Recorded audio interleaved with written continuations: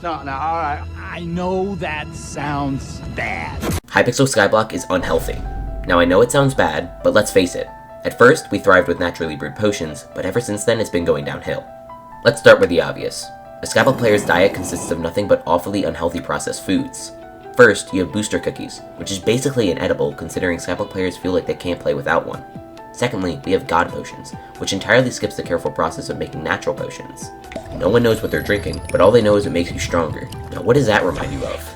You're right, steroids. Elizabeth is a steroid kingpin and can sell steroids with barely any restrictions. Let's not forget about mix-ins though. I mean, look at this thing. Zombie brains, wolf fur, spider eggs, end portal fumes? Isn't that literally secondhand smoking? And gabagooey mix-in, which I guess is an appropriate source of protein. But deep terror? I'm not even sure what that could taste like, but considering it's a mix of ritual residue and might gel, it cannot be good for you.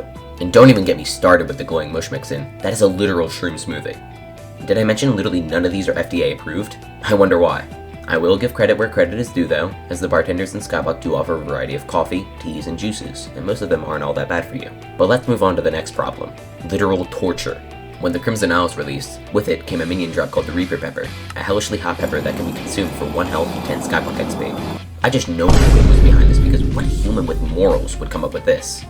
I mean, look at Refraction, he had to get out the milk. But shout out to HsFearless for taking it like a champ though, and it only gets worse from here. With the Rift update came 2 more of these consumables, the Metaphysical Serum and the McGrubberburger. To start, the Metaphysical Serum's texture is a literal eye, which can't be a good thing. And it doesn't get any better, as when you begin to consume it, it will literally take over your brain. Is this referencing the fact that, despite the player not wanting to do this to themselves, the admins know that their player base will do whatever it takes for a marginal amount of stats? I think I'm onto something, and I'm not done there, because we all know that Minikun made basically the entirety of the Rift, which only makes him look like more of a sicko. As for the McGrubberburger, eating 5 of these things will permanently increase your cholesterol levels, which you can't tell me isn't torture. We were left without any of these torture consumables for a while until the Pest update came out, which features wriggling larvas. They're not even trying to hide it at this point, and don't even get me started on the gross dialogue that pops up when you have to consume them.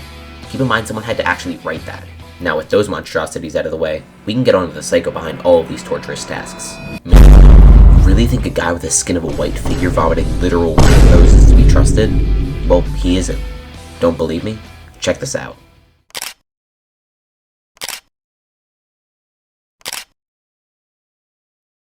Yep, you're not mistaken. Minikun is the mastermind behind all of this.